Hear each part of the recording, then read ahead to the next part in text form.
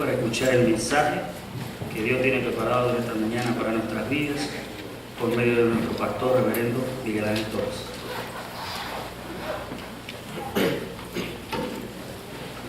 Hermanos, el domingo anterior estuvimos considerando los testigos que Jesús presentó acerca de la declaración de que Él era el Hijo de Dios, el Salvador. No solamente dijo ser Dios, sino que demostró ser Dios. Y una de las evidencias que Jesús presenta acerca de su poder es la capacidad que tiene de solucionar situaciones imposibles. Y hoy queremos hablar de eso. Y les invito a que me acompañen a un capítulo que nos cuenta dos milagros realizados por Jesús enfrentándose a situaciones imposibles. Esa es la especialidad del Señor, las imposibilidades. Oremos. Padre, gracias por la oportunidad de usar este lugar para traer tu palabra. En tus manos nos ponemos, Señor. Reconocemos nuestra incapacidad humana y suplicamos la asistencia de tu Espíritu Santo. En el nombre de Jesús. Amén. Todos, en algún momento de nuestra vida, hemos enfrentado lo que podemos llamar situaciones imposibles. Grandes desafíos, tan grandes que nos sentimos como enanos junto a ellos. Tan grandes que al compararlo con los escasos recursos que tenemos, llegamos a pensar que no vale la pena ni considerar buscar una solución. Algunas demandas superan tanto nuestras capacidades para hacerle frente. Algunas respuestas flotan muy por encima de nuestro alcance intelectual y algunos problemas son demasiado complejos para resolverlos. Ahora, hay algo que no se nos puede olvidar. Nuestro Dios es todopoderoso. Es un Dios, o es el Dios soberano que hizo milagros, hace milagros y continuará haciendo milagros. El mayor de todos, la salvación. El haber cambiado y transformado nuestra vida. El habernos perdonado en Cristo Jesús y darnos la vida eterna. Por eso, de la única manera que podemos vivir una vida victoriosa en medio de un mundo como el nuestro es confiando en Dios. Y debemos decir las cosas como son. El mundo es demasiado grande y nosotros demasiado pequeños. Y para empeorar las cosas, naturalmente estamos predispuestos a pensar solo en un plano horizontal, que es lo que podríamos llamar nuestra perspectiva humana, limitada, considerando nuestras capacidades, muchas veces dejándonos llevar por nuestras magníficas ideas, y en esos análisis dejamos a Dios afuera. No consideramos las cosas incluyendo al Señor, lo que Él puede hacer, lo que es capaz de hacer. La Biblia enseña una y otra vez, directamente y a través de milagros y experiencias, que nada es imposible para Dios. Y sin embargo, nosotros de manera habitual pensamos en términos de lo que nosotros podemos hacer, de lo que tenemos para ofrecer y de lo que podemos realizar por medios naturales. Y créanme, cuando pensamos de esa manera son más los problemas que tenemos que las soluciones. Por eso me gustaría invitarles a que me acompañen considerando dos milagros que en realidad aparecen en Juan, en el Evangelio de Juan, en el capítulo 6. El primero, conocido como la alimentación de los 5,000. Y en segundo lugar, Jesús andando sobre el mar. En primer lugar, vamos a considerar estos milagros, pero antes sería bueno que observáramos las condiciones que existían antes que se produjera el primero de estos milagros. En el capítulo 6 de Juan, los primeros 4 versos, dice la Biblia: después de esto, Jesús fue al otro lado del mar de Galilea, el de Tiberias, y le seguía una gran multitud, porque veían las señales que hacían los enfermos. Entonces Jesús subió a un monte y se sentó allí con sus discípulos. Y estaba cerca la Pascua, la fiesta de los judíos. Varios meses habían pasado entre los sucesos que aparecen relatados en el capítulo 5, donde tuvimos la lectura devocional, y lo que va a ocurrir ahora en este capítulo 6. Juan nos dice que la Pascua, que se celebraba en lo que nosotros conocemos como los meses de marzo y abril, la Pascua estaba cerca. Allí lo dice en el verso 4. Y conforme Jesús iba ministrando, llenando las necesidades de las personas que eran traídas a Él o que se encontraban con Él, enfermos, Él también iba proclamando las buenas nuevas. Y la palabra nos relata de cómo multitudes comenzaron a seguirle. Es más, no solo le seguían, implacablemente iban tras Él en todo movimiento. Los otros evangelios nos dicen que los discípulos acababan de terminar una gira extensa de predicación propia y necesitaban descanso y una voz de aliento. Allí en Marcos capítulo 6, versos 30 y 31 nos cuenta sobre esto. Así que Jesús decide llevarlos a un lugar tranquilo, en algún punto en el desierto al este de Betsaida. Pero aún así no pudieron descansar de las multitudes. El Señor sabía la motivación con que muchas de estas personas le estaban buscando. Y muchos de ellos estaban motivados de una manera egoísta. Con todo, Él siente compasión por aquellas personas y está a punto de realizar un extraordinario milagro. Con la Pascua a la vuelta de la esquina, una congregación numerosa se reúne en el desierto y entonces Jesús reconoce la oportunidad y decide aprovecharla al máximo.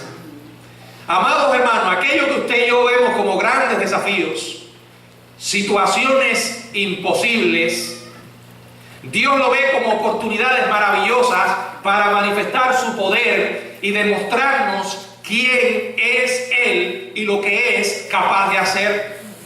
No hay experiencia accidental que estemos viviendo. No son resultado de casualidades. Son resultado del plan soberano de Dios para nuestra vida. Todo lo que llega a nosotros es con un propósito. Esa era la visión que tenía José. Por eso pudo decir las palabras que estudiamos en la mañana en Génesis capítulo 50, verso 20. Ustedes pensaron mal, pero Dios lo encaminó para bien. Estaba dando una versión distinta, o mejor dicho, la versión la dio Pablo después cuando dijo en Romanos 8, 28, y sabemos que a los que aman a Dios, todas las cosas le ayudan a bien. O sea, Dios encamina lo negativo, aquello que nos hace sufrir, derramar lágrimas, para bien. Y es ahí donde nuestra fe enfrenta lo que podríamos llamar su mayor reto. Por eso me gustaría que juntos consideremos un milagro de una situación imposible. Y a medida que vamos reflexionando en él, sería oportuno que usted coloque la situación imposible que está viviendo hoy y considere que el Dios que usted cree es el mismo que obró aquí en esta historia bíblica. La palabra de Dios nos dice en Juan capítulo 6, del 5 al 14 está la historia, pero antes queremos verla desde varios ángulos. En primer lugar, una pregunta que el Señor hace como prueba. Dice el verso 5, cuando alzó Jesús los ojos y vio que había venido a él una gran multitud, el Señor estaba mirando lo que los discípulos veían. El Señor estaba mirando el desafío. El Señor estaba mirando el reto. El Señor estaba mirando aquello que constituía una situación imposible para sus discípulos. Aun cuando Dios ve todo el cuadro, Él también ve las cosas desde el punto de vista que nosotros la vemos. Por eso se compadece, por eso nos comprende. Dice la palabra cuando alzó Jesús los ojos y vio que había venido a él una gran multitud, dijo a Felipe: ¿de dónde compraremos pan para que estos coman? Verso 6. Pero esto decía para probarle, porque él sabía lo que había de hacer. Era una prueba. Hermano, esa situación que usted está viviendo es una prueba. De igual manera que dice aquí que Jesús sabía lo que iba a hacer en aquel momento, Él sabe lo que va a hacer ahora. Dios siempre sabe lo que va a hacer. A Él no le toma absolutamente nada por sorpresa. Es el resultado de su propósito. Habiéndose retirado no menos de 6 kilómetros al desierto, Jesús alzó la vista a ver la multitud que se acercaba, y de acuerdo con Mateo, la multitud sumaba unos 5,000 hombres, más esposas e hijos. Allí dice en Mateo 24, 14, 21, unos 5,000 más esposas e hijos. Probablemente había allí en aquella multitud unas 10,000 personas. Al ver la multitud, al ver el desafío, Jesús se dirige a Felipe. Él seleccionó a Felipe.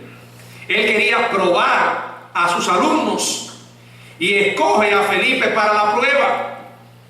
¿Por qué? Porque este hombre tenía algunas características peculiares. Sobre todo era el pesimista del grupo.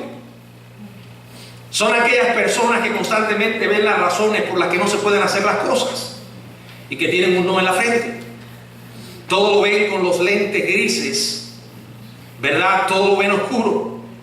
Y en todo grupo hay por lo menos uno o varios pesimistas.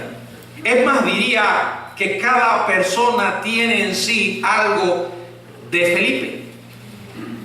Aun cuando sea usted una persona optimista, hay momentos en los que tenemos algo de Felipe. Jesús quería que su penetrante pregunta inicial sacara a la superficie su actitud específica.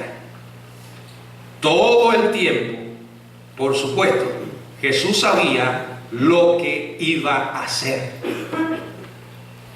Tú no sabes qué vas a hacer. No sabes cómo vas a manejar esta situación que se escapó del control. Quiero decirte algo. Probablemente te hayas engañado pensando que en algún momento de tu vida tuviste control de lo que está pasando. Pero yo he llegado al punto de entender y asimilar que nosotros nunca tenemos nada bajo control. Nos podemos pensar y engañar a nosotros mismos creyendo que hay situaciones que las podemos manejar. Pero créanme que no, porque en un segundo todas las cosas cambian y el Dios soberano nos da lecciones para enseñarnos a depender de Él. Y tenemos que recordar las palabras de Jesucristo cuando dijo: separado de mí nada podéis hacer. Nada. Necesitamos confiar en Él, y ese es el objetivo en medio de las adversidades que vivimos. Dios quiere que le miremos a Él. Dolorosamente eso es lo último que hacemos. Ahora veamos la respuesta de Felipe, verso 7. Felipe le respondió: 200 denarios de pan no bastaría para que cada uno de ellos tomase un poco. Ahora, el Señor le hace una pregunta que Felipe no responde. El Señor le dice ¿de dónde? ¿Verdad? Felipe contesta: ¿cuánto? Un denario era el equivalente al salario de un día para un obrero regular. Felipe calcula rápidamente lo que podía comprar el salario de 200 días. Tal vez esa era la cantidad que tenían en el tesoro, no sabemos. A pesar de ser una suma considerable, era escasa comparada con la necesidad. Y hay situaciones tan abrumadoras, hay cargas tan pesadas, que por muchos recursos que nosotros pensemos que tenemos, siempre serán insuficientes. Lo que no podemos olvidar jamás es que no hay carga, por pesada que sea, que Dios no pueda llevar. La Biblia dice: echando toda vuestra ansiedad sobre Él. Jesucristo dijo: venid a mí todos los que están trabajados y cargados. Cualquiera de nosotros se puede poner en esa lista, porque las cargas nos acompañan durante todo el peregrinaje por esta tierra. A veces tenemos unas, a veces tenemos varias, y son pesadas, no podemos con ellas. En realidad era tanto la necesidad. Felipe miró el problema en términos de atender el requisito mínimo. Si un poco para cada persona era imposible, no había ni siquiera que considerar la abundancia. Los pesimistas estadísticos piensan así: la mente está llena de números, pero en esos números no incluyen al Señor. Y algo que no se nos puede olvidar jamás, hermanos, es que nuestro Dios también hace milagros de matemática, ¿verdad? ¿Cuántas veces no hemos visto la multiplicación del Señor frente a los escasos recursos que tenemos? Y al final uno dice: ¿y cómo pasó? No puedes explicarlo, solamente Dios lo hizo. Él lo hizo, Él puede hacerlo y lo volverá a hacer.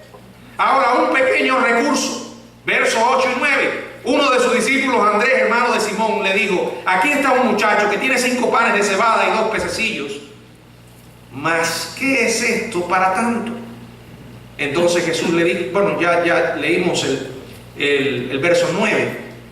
En tanto que Felipe no miró más allá de sus propios medios, Andrés consideró la posibilidad de que la gente tal vez tenía algo para proporcionar, pero había poco o casi nada. Con timidez mencionó el canasto de un muchachito que contenía 5 panes de cebada y 2 pescados. En realidad, todo lo que está diciendo aquí Andrés está enfatizando lo inadecuado, lo escaso de los recursos, lo poco que había. El término griego para muchacho es un doble diminutivo que quiere decir un muchacho chico. En términos de provisión, los niños chicos no servían para nada. Sus panes de cebada eran común en la dieta mediterránea, aunque se consideraban inferiores al pan de trigo. El término griego para pescado es el diminutivo de la palabra y quiere decir pescaditos. O sea, eran pescados pequeños, sazonados, algo parecido a lo que conocemos hoy como sardinas, ¿verdad? Incluidos allí para dar sabor. Eso no era más que la fiambre de un muchachito, la merienda de un chiquillo. Así que en realidad no había mucho con qué trabajar. Pero el milagro estaba a punto de suceder.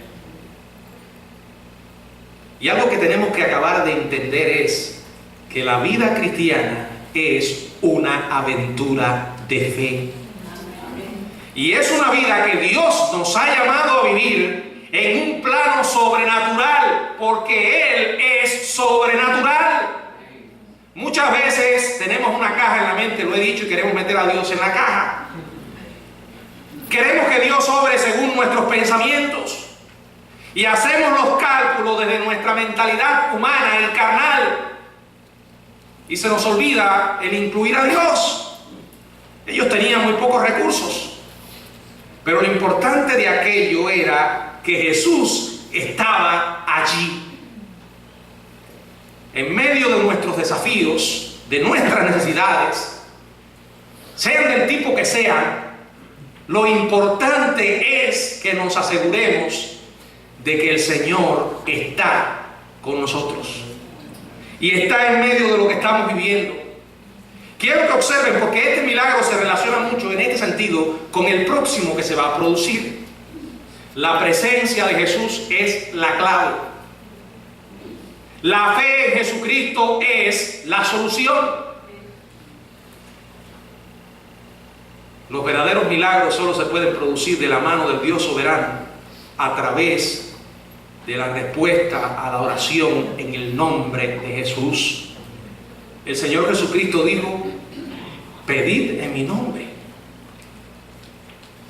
y todo lo que pidiereis en oración creyendo, lo recibiréis. Luego dice en Santiago: pero pida con fe, no dudando nada, porque el que duda es semejante a la onda del mar que es trasladada de un lugar a otro. No piense pues quien tal haga que recibirá cosa alguna del Señor. Dijo Jesús: hasta ahora nada habéis pedido en mi nombre. Pedid ahora. Dice la palabra: pedid y se os dará. Clama a mí y yo te responderé. La fe en el Señor, la fe en el Dios Todopoderoso. No es la oración, es Dios el que contesta la oración. No es tampoco la fe, sino en quién hemos puesto nuestra fe. Allí estaba Jesús, y no importa el chiquillo, no importa los pescadillos, allí estaba Jesús, y eso era suficiente. En tanto que Andrés informó fielmente la provisión que había hallado, su comentario final revela que tenía una perspectiva limitada. Dice él, hace la pregunta: ¿qué es esto para tantos? ¿Verdad? Muchas veces decimos lo mismo entre suspiro y suspiro. Es tan poco y es tanta la necesidad.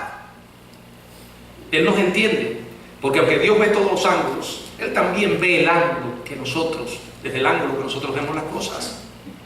Pero inmediatamente ocurre el milagro. Verso 10. Entonces Jesús dijo: haced recostar a la gente, y había mucha hierba en aquel lugar, y se recostaron como el número de 5,000 varones. Y tomó Jesús aquellos panes, y habiendo dado gracias, los repartió entre los discípulos, y los discípulos entre los que estaban recostados, asimismo de los peces, cuanto querían. Yo me imagino esta escena, el Señor sonriendo confiadamente, mientras le dice a sus discípulos: hagan recostar a la gente. En aquel tiempo se comía reclinados sobre un codo, ya esto lo hemos hablado. Imaginen la escena. Los discípulos organizan a la gente en grupos de 50, les instruyen para que se preparen a comer. La comida no estaba, nadie ve comida, y los discípulos no tienen ni idea de cómo se le va a dar a comer a la gente. Pero la gente se estaba preparando. Allí estaban buscando sus servilletas, y la comida. Una vez que la organización está completa, el Señor pone el canasto con panes y peces frente a él,